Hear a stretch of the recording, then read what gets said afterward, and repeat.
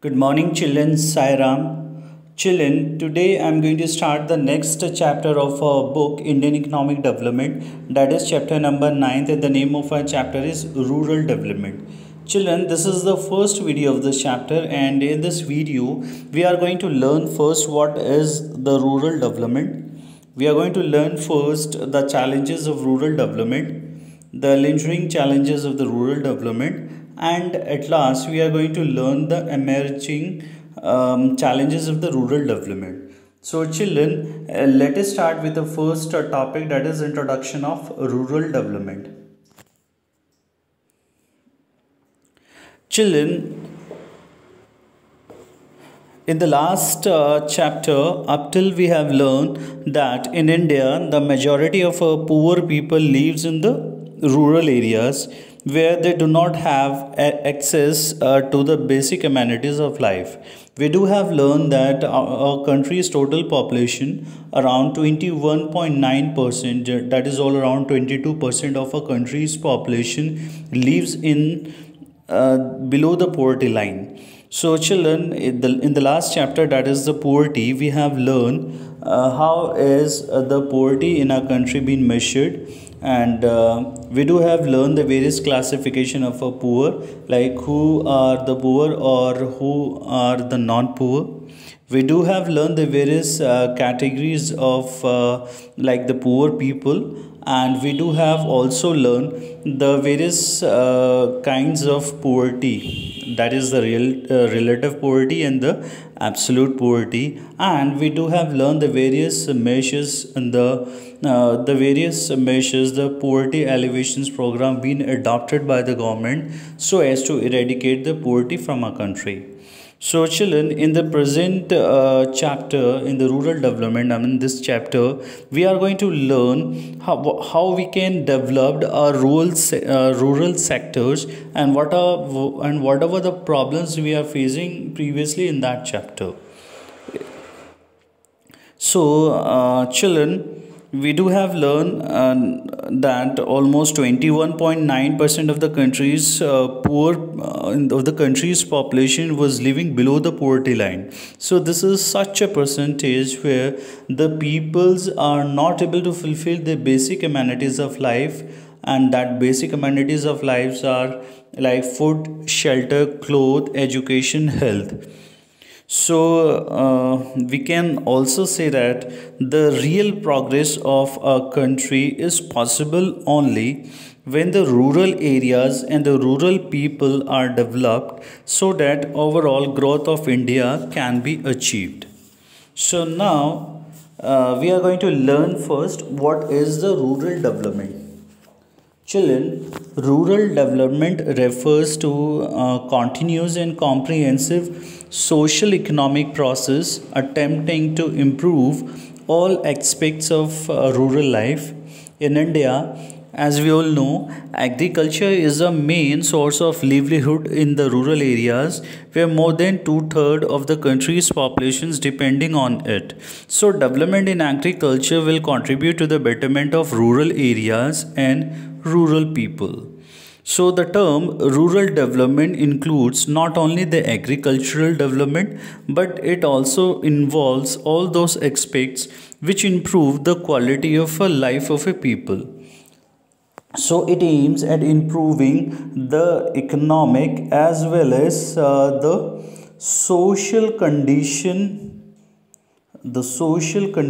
of peoples living in villages.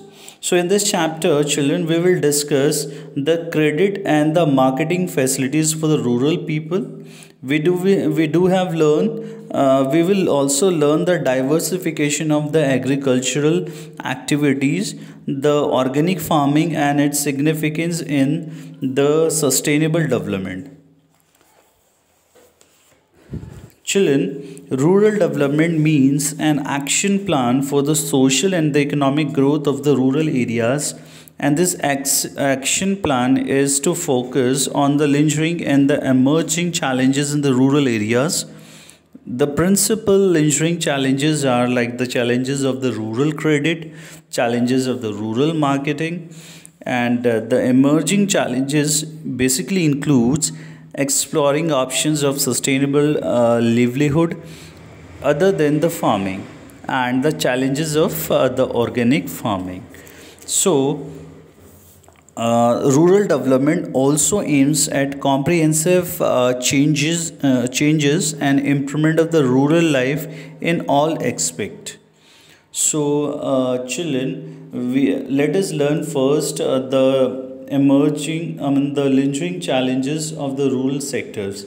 As I just said, the first lingering challenges of the rural sectors are basically the challenges of the rural credit.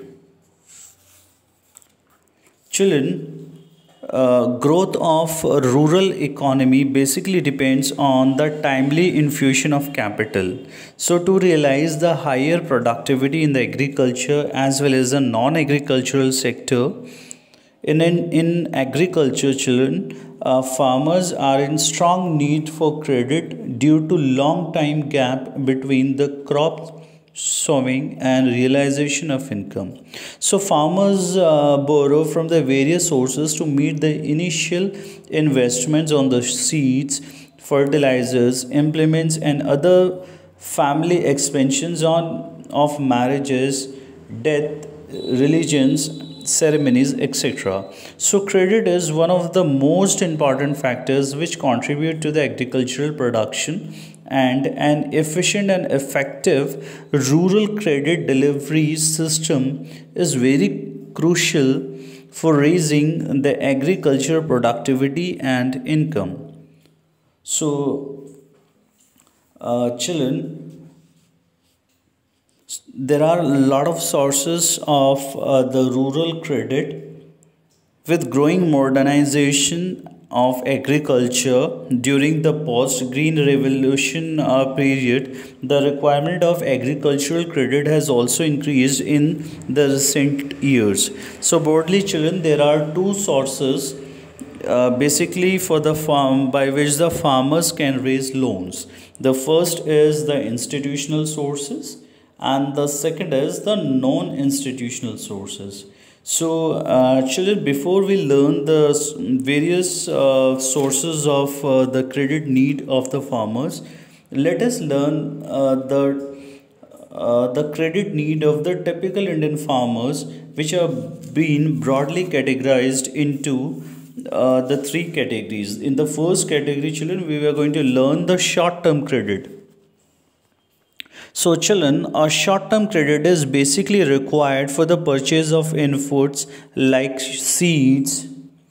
The farmers needs a short term input for buying the seeds, thereafter the fertilizers, pesticides, insecticides, besides making payment of the electricity bills. So, small and marginal farmers hardly save enough to fulfill this their short term credit needs. So the credit need for the short term credit is always emerging for the farmers, and these loans are raised generally for a period ranging from 6 to 12 months. So children, just understand that if farmers wants to raise short-term credit needs, then it is being fulfilled for just 6 to 12 months. A farmer can raise a loan generally for a period ranging between 6 to 12 months, which is basically considered as the short-term credit need of the farmers. Now, in the second one, we are going to learn the medium term credit. Children, the medium term credit is required by the farmer for the purchase of machinery, the construction of fences, and the digging of the wells. And such loans are raised generally for a period ranging from 12 months to 5 years. So, in between of the tenure of 12 months to 5 years, a farmer can fulfill his medium term credit needs. Now, the next one is the long term credit need. Children, a long term credit need is required for the purchase of the additional land or for carrying out the permanent improvement of the existing land. So, the period of such loan ranges between 5 to 20 years. So, children, the credit requirements of the farmers may also be classified as the productive as well as the non productive. So the productive requirement of credit relates to the productive production activity, whereas the unproductive requirement of the credit related to the consumption activity. Now, as I just explained, that there are the two sources of fulfilling the credit need of the farmers. The first one is the non-institutional sources. Uh, First is the non-institutional sources, and the second one is the institutional sources. So children, before we are going to learn, let us learn first what is the non-institutional sources. Children, non-institutional sources have been the traditional sources of agriculture credit in India, and some of the major non-institutional sources are like the first money lenders, second is relatives, landlords, traders and the commission agents, rich landlords, village traders. These are basically the sources of fulfilling the non institutional sources of the farmers. We all know from the very beginning, the money lenders have been advancing a major share of farm credit. The peasants are exploited through the exorbitant, the very high rates of interest, and quite frequently their accounts are manipulated without their knowledge. This is the very most difficulties, the problems we are facing by the farmers. And the next one is, you can say, the rich landlords. Small as well as the marginal farmers and the tenants take loans from the landlords for meeting the financial requirements, and landlords also charge high rate of interest on such loans and exploit the peasants, particularly small farmers and the tenants. So children, non-institutional sources accounted for like the 93% of the total borrowings of the farmers in the beginning of the first 5-year plans, and thereafter by the year 1981 the institutional sources emerged as the principal channel of a rural credit. Now we will going to learn the institutional sources. Children, the various non-institutional sources used to exploit small and the marginal farmers by lending to them on high interest rates, and also by manipulating their accounts to keep them in a debt trap. So, a major challenge occurred after the 1969 when India adopted the institutional credit approach through the various agencies. So, this institutional sources include the government, the cooperative societies, commercial bank, and the regional rural banks. So, at first, we are going to learn what we are going to learn the brief description of some of the institutional agencies offering the rural credit in India. So, the first we are going to learn the cooperative credit societies. Children, the primary objective of this cooperative societies is to liberate the Indian peasantry from the clutches of the money lenders and to provide them credit at a low rate of interest. So, this cooperative societies credit society basically provides the adequate credit to the farmers at a very reasonable rate of interest, and these societies also provide guidelines in diverse agricultural operations with a view to raising the crop productivity. And currently children, the cooperative societies account for 16 to 17% of the rural credit. These societies are to ensure the timely and the rapid flow of credit to the farmers, elimination of the money lenders as the credit agencies, spread credit facilities across all regions of the country, and provisions of adequate credit in, you can say, the areas covered by the special program of development. So the first is the regional cooperative societies. Now the second one is State Bank of India and other commercial banks. Children,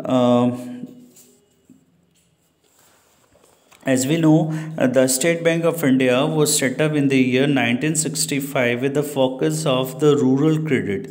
So, the government realized that the rural credit needs could not be met by the cooperatives credit societies alone, and that by the commercial bank also play an important role. So, initially, children, the commercial bank played a marginal role in advancing the rural credit. However, after the nationalization in the 1969, the commercial banks expanded their branches in the rural areas and started directly financing the farmers. So, this promoted the nationalizations of the certain banks in the 1969, and it offers directly credit to the farmers as well as indirectly through the cooperative societies. Now, the next one is the regional rural banks and the land development banks. Children, the regional rural banks are opened up in those areas where there are no banking facilities. So the main objective is to provide the credit and also facilitate especially to the small and the marginal farmers, agricultural laborers, artisans and small entrepreneurs in the rural areas. And the land development banks provides credit to the farmers against the mortgage of their lands. So loans are provided for development, the permanent improvement of land, and purchasing the agricultural implements, and also for repairing old debts. So this need of the farmers can be fulfilled by the regional rural banks as well as the land development bank. Now the next one is NABARD Bank. I mean the National Bank for Agriculture and the Rural Development. So children, this National Bank for Agriculture and Rural Development, in short we call it NABARD, is an apex bank which coordinates the functioning of different financial institutions working for the expansion of the rural credit, and its objectives is to promote health and strength of credit institutions, namely the cooperative, commercial banks as well as the regional rural banks. And besides providing finance to the credit institutions, the NABARD Bank also provides the financial assistance to the non-farm sector to promote the integrated rural development and the prosperity of the backward regional rural areas. So it is also called an apex institutions of handling the policies, the planning, and the operations in the field of rural credit, and it's related to the economic activities. Now we are moving on to the second head, the challenge of the agriculture marketing. So children, the first head, the fulfilling of credit, rural credit is over, and now we are going to learn the challenges of the agricultural marketing. Children, what is the agricultural marketing means? Agricultural marketing is basically a process that involves assembling, storage, processing, transportation, packaging, grading, and distribution of different agricultural commodities across the country. So, children, agricultural marketing is an efficient way by which the farmers can dispose their surplus produce at a reasonable and a fair prices, and also involves different activities for movement of farm produce from the producers to the ultimate consumers. So after harvesting, children, the farmers need to assemble their produce on a farm, process it, grade it, package it, and store it before it is finally brought to the market for sale. So all such activities comes under the agricultural marketing, and agricultural marketing includes all this process between harvesting and from final sale of a produce by the farmers.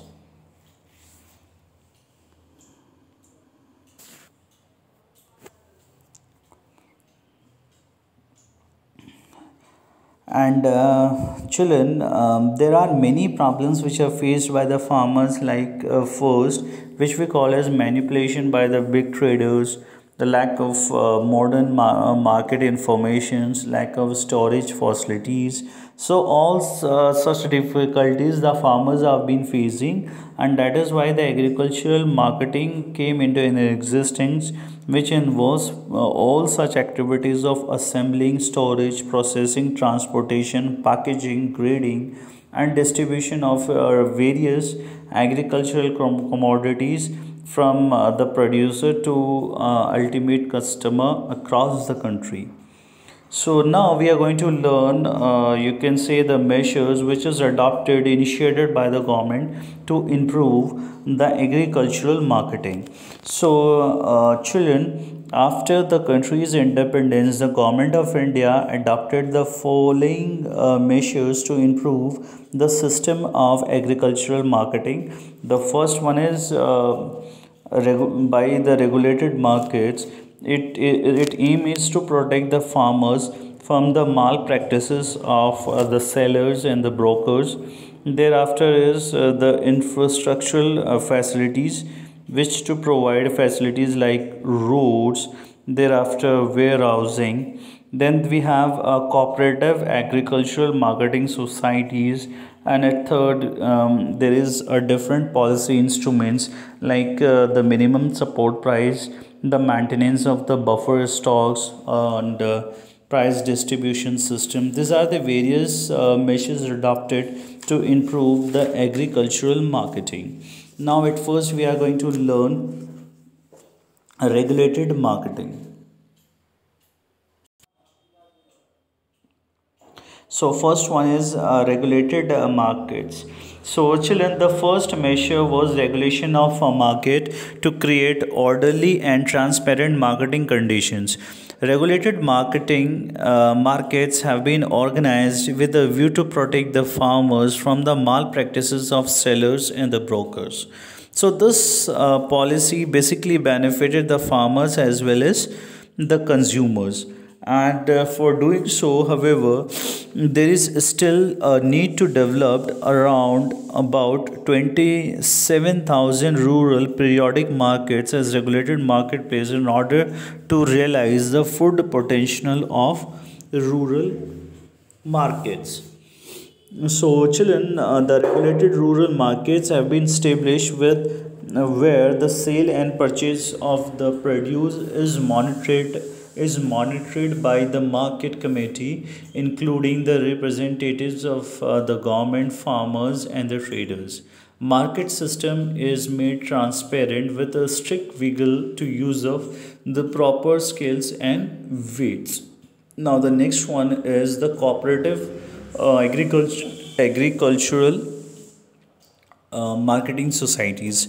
Children, cooperative market means under this cooperative market, children, marketing societies are formed by the farmers to sell their output collectively and to take advantage of collective bargaining in order to obtain the better price. So the aim of the cooperative marketing is to realize the fair price for the farmers products. And milk cooperatives in Gujarat have been very successful in transforming the social and the economic condition of Gujarat and some other parts of the country.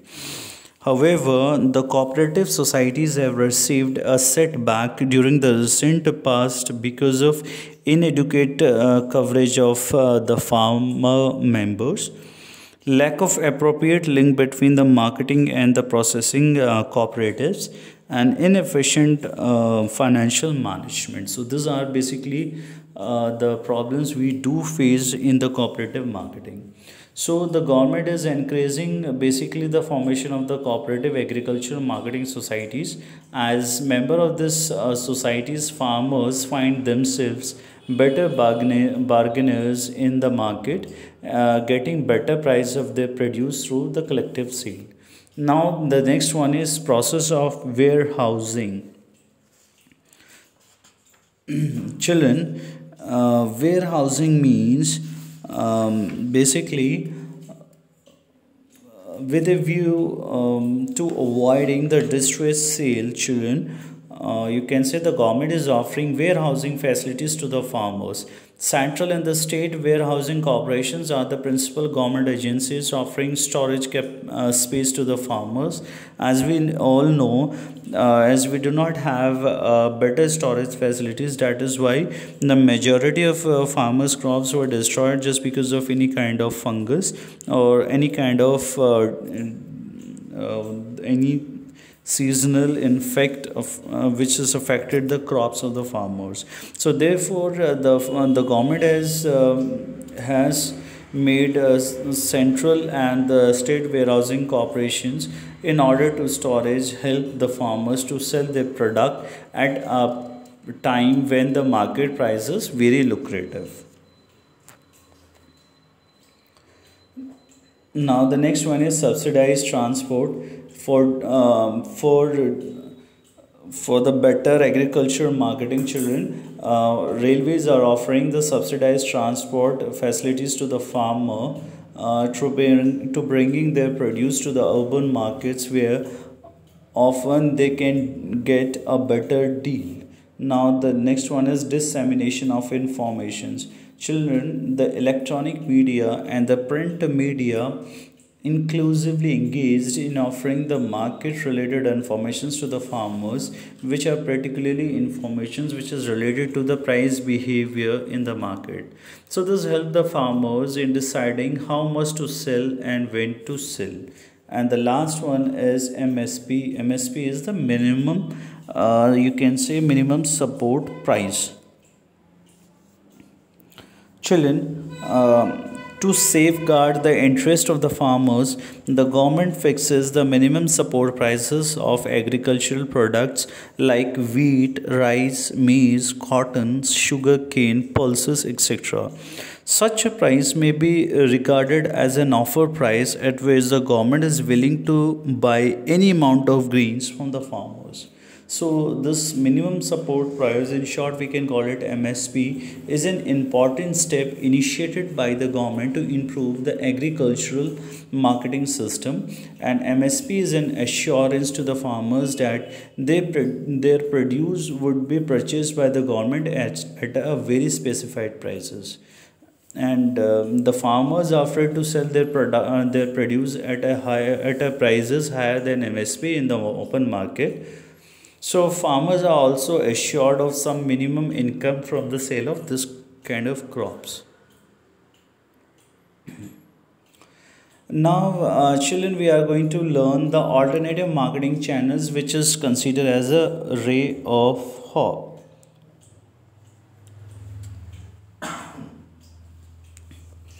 Children, the emerging alternatives of the agricultural marketing are a ray of hope to the small and the marginal farmers who have been silent sufferers at the hand of the middlemen.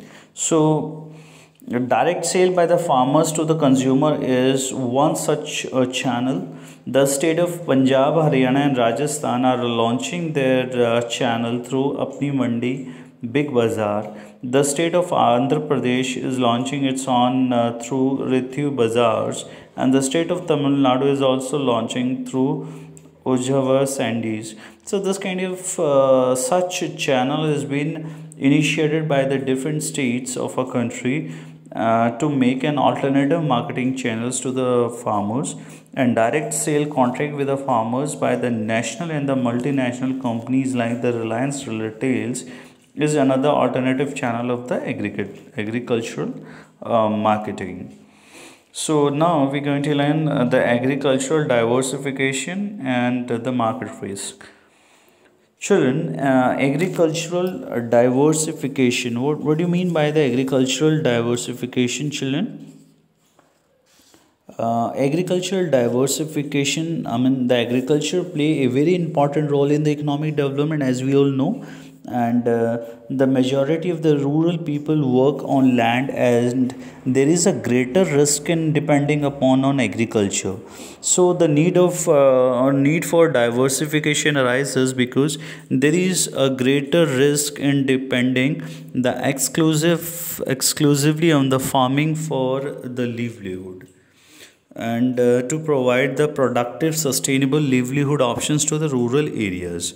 Now what I'm going to say is, in agricultural diversification, what are the benefits basically behind this agricultural you can say diversification, children?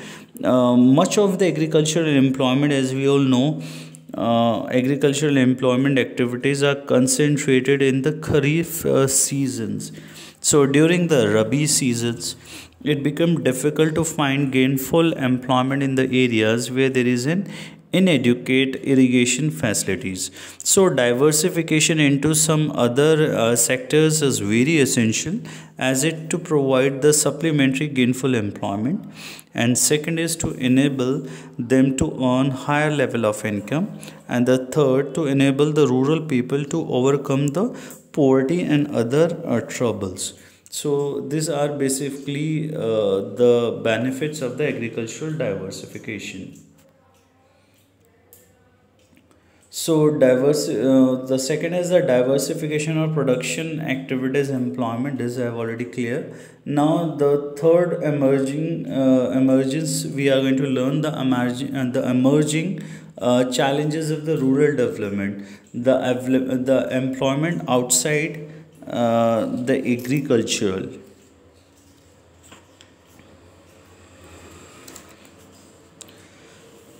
Children, finding the option of sustainable you can say livelihood, which is implying the employment outside the agriculture, is important emerging challenges of the rural development in India. And some are the notable options of employment other than the farm products are as follows. The first one is animal husbandry. Children, animal husbandry, or you can say livestock or farming, is that branch of agriculture which is concerned with the breeding, rearing, and caring for farm animals. So, under livestock farming, children, cattle, goat, fowls, duck, goose, etc., are the widely held species, and Indian owns one of the largest livestock population in the world. So animal husbandry is an important area of employment in India, which is different from the crop farming. It is also called as livestock farming. So poultry farms, cattle, goats, sheep, these are the important components of livestock in India. And poultry account for 42%, cattle for 25%, goat sheep nearly for 20% share in total livestock in India. So in most areas, the livestock farming is combined with the crop farming by the rural families, which with a view of supplementing their income. Next one is the fisheries. Children, fisheries refers to the occupations devoted to catching, processing, or selling of fish and other aquatic animals. Fisheries sectors play an important role in the social economic development of the country. And in India, after the progressive increase in the budgetary allocation and introduction of the new technologies in fishing and aquaculture, the development of fisheries have come to a long way.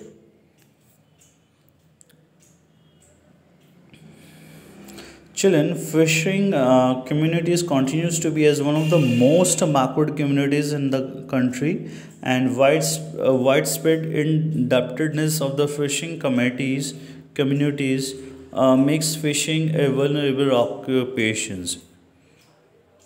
as it is suggested that the credit facilities be provided to the fishing communities that break through this vicious circle of indebtedness.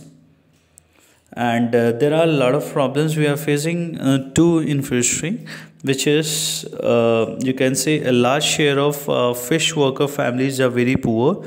And there are some problems, there are many problems, and some of the problems faced by these communities are as under.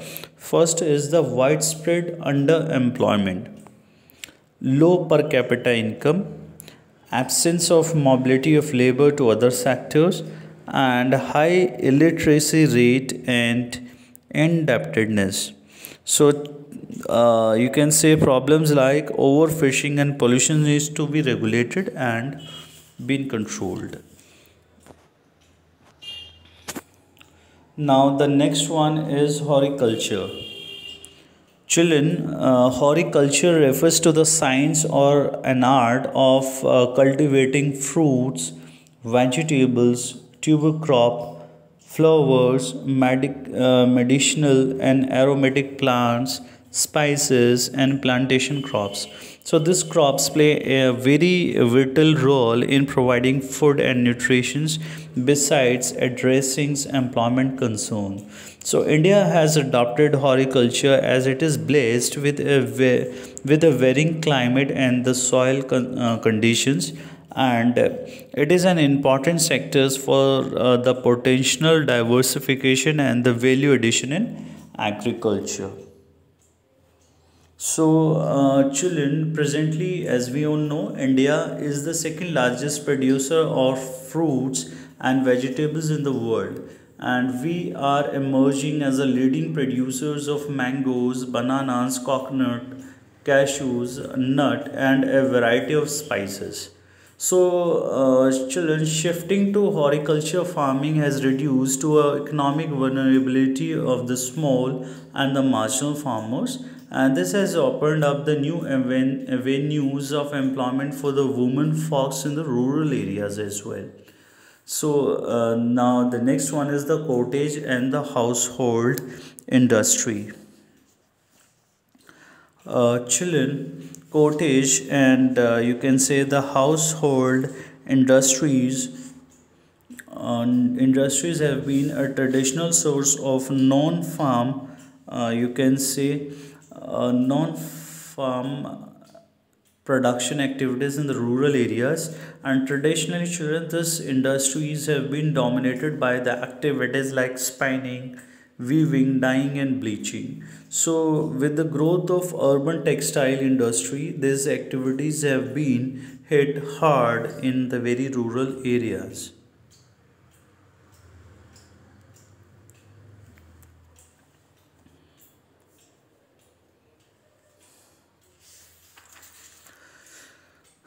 Children,